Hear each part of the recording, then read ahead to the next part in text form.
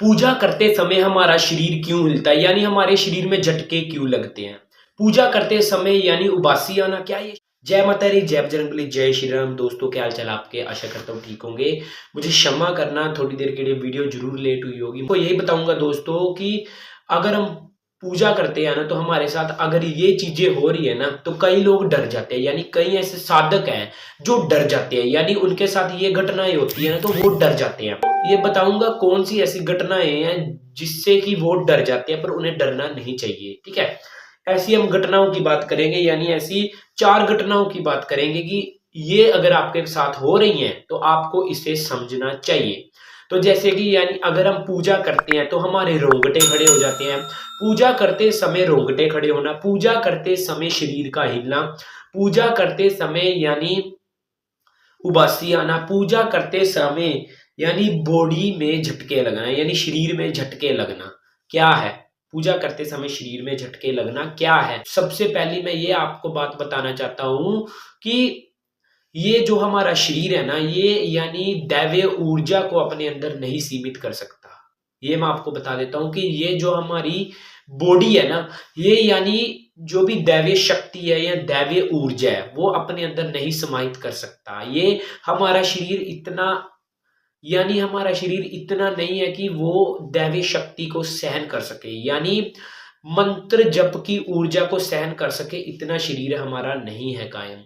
यानी हम हमारा शरीर इतना लायक नहीं है कि वो भगवान की शक्ति को सहन कर सके। ऐसे यानी ये हमारे साथ कई ऐसे अनुभव होते हैं जो मैं आपको बताने जा रहा हूं। ये कई ऐसे अनुभव होते हैं, अगर ये आपके साथ हो रहे हैं तो आपको समझना चाहिए। कई साधक डर जाते हैं, तो डरना बिल्कुल नहीं है, आपको इसे समझना चाहिए कि इसे हमें कैसे हैंडल कर सकते हैं। ठीक है दोस्तों, तो बताता हूं आपको कौन से है वो 4 पॉइंट कि जिससे यानी हमें समझना चाहिए। ठीक है दोस्तों, तो दोस्तों मैं बताता हूँ सबसे पहले पूजा करते समय यानी शरीर में झटके लगना।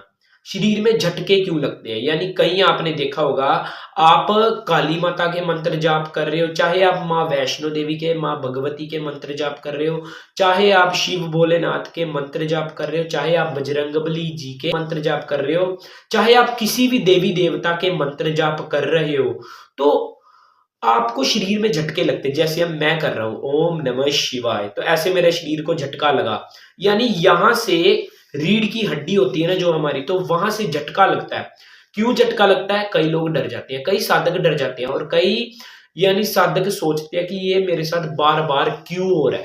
जैसे आप कोई मंत्र जाप करते हो ना, तो वो जो मंत्र जाप आप करते हो ना, तो उसकी शक्ति जो होती है ना, वो हमारे अंदर जाके मूलाधार चक्र से ऐसे लगती है, और जिसके कारण हमारे शरीर में झटका लगता है। यानी जो आप सरल भाषा में समझाऊं तो जो आप मंत्र जाप करते हो ना, किसी भी देवी देवता के, चाहे कोई भी आपका इष्ट देव है, अगर आप उसके मंत्र जाप करते हो ना, तो वो जो मंत्र जाप की शक्ति है ना, वो आपके अंदर चले जाती है और मूलाधार चक्र से टकराती है, जिससे आपको झटका लगता है।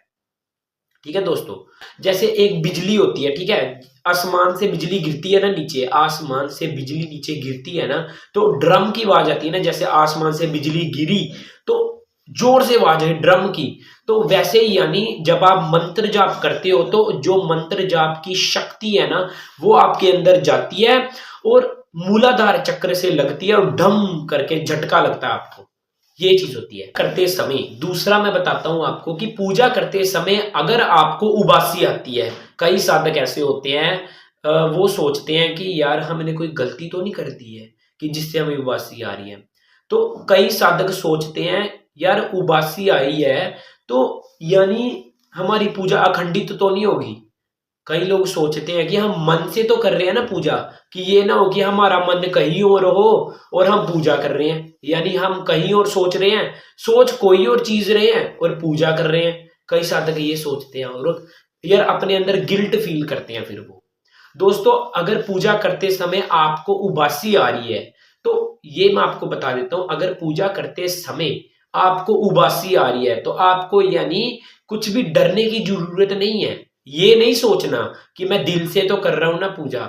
आप दिल से ही कर रहे हो पूजा। अगर आपको पूजा करते समय उबासी आ रही है ना, तो ये शुभ संकेत माना जाता है। यानी पूजा करते समय जब हमें उबासी आती है ना, तो जो भी नकारात्मक ऊर्जा हमारे अंदर होती है या जो भी नकारात्मकता हमारे अंदर होती है, वो सीधे बाहर निकलती है। यानी जैसे जैसे आप मंत्र जाप करोगे, जैसे जैसे आप यानी पाठ करोगे ना, तो वैसे आपको अगर उबासी आएगी ना पूजा करते समय, अगर आपको उबासी आएगी ना, तो आपके अंदर जो भी नकारात्मकता है यानी जो भी नकारात्मक शक्ति है, वो आपके अंदर से बाहर निकलती है, इसलिए आपको उबासी आती है। जैसे हम जमीन पर झाड़ू लगाते हैं ना, तो मिट्टी हट जाती है ना, वैसे ही यानी जैसे जैसे आप मंत्र जाप करते हो आपको उबासी आती है ना, तो आपके अंतर मन की सफाई होती है। यानी आपके अंतर मन की सफाई होती है, जो भी गंदगी है वो बाहर निकलती है, जो भी गंदे विचार, जो भी नकारात्मकता, जो भी नकारात्मक ऊर्जा वो बाहर निकलती है दोस्तों। तो तीसरा आपको बताना चाहता हूं कि पूजा करते समय आपका शरीर हिलना, यानी पूजा करते समय हमारा शरीर क्यों हिलता है। कई लोग सोचते हैं कि जैसे पूजा कर रहे हैं, तो जैसे आंखें बंद करके पूजा कर रहे हैं, उनका शरीर कभी आगे जा रहा है, कभी ये सिर दाहिने जा रहा है, कहीं ये सिर बाइने जा रहा है। उनको समझ नहीं आती कि उनको ऐसा क्यों होता है। तो कई लोग समझते हैं कि हमें नींदर आ रही है, यानी कई लोग समझते हैं कि ये नींद का चक्कर है, पर ये नींद का चक्कर नहीं है दोस्तों। अगर आपको पूजा करते समय अगर आप दिल से पूजा कर रहे हो ना, तो ये संकेत मिलेंगे। अगर आप दिल से पूजा नहीं कर रहे तो ये संकेत नहीं मिलेंगे दोस्तों। तो अगर आप पूजा करते समय आपका शरीर हिल रहा है, यानी पूजा करते समय कभी शरीर आगे जा रहा है, कभी दाहिने जा रहा है, कभी बाइने जा रहा है, यानी पूजा करते समय अगर आपका शरीर हिल रहा है, तो ये क्या संकेत। आप पूजा करते हो ना, तो पूजा करते समय अगर आपका शरीर हिल रहा है ना, तो वो मानिए कि जो भी आप मंत्र जाप कर रहे हो या जो भी आप पाठ कर रहे हो ना, तो वो जो शक्ति है ना वो आपके अंदर समाहित हो रही है। यानी जो भी आप पूजा करते हो ना, जो भी आप मंत्र जाप, चाहे काली माता के मंत्र जाप करते हो, चाहे माँ वैष्णो देवी भगवती के मंत्र जाप करते हो, चाहे शिव भोलेनाथ के मंत्र जाप करते हो, तो उनकी जो शक्ति है ना वो आपके अंदर समाहित हो रही है। यानी आप पूजा करते समय इतने लीन हो जाते हो, इतने लीन हो जाते हो कि आपका शरीर हिलने डुलने लगता है। एक ये भी कारण हो सकता है दोस्तों। तो इसकी मैं एक अलग वीडियो बनाऊंगा, आपको समझा दोस्तों। चौथी मैं बात करना चाहता हूँ दोस्तों कि पूजा करते समय या पूजा करते समय और या फिर अगर आप कोई मंदिर के बाहर से निकलते हो, ठीक है, अगर आप मंदिर के बाहर से निकलते हो या फिर आप पूजा करते समय या फिर भगवान की तस्वीर अगर आप देखते हो, तो आपके रोंगटे क्यों खड़े होते हैं।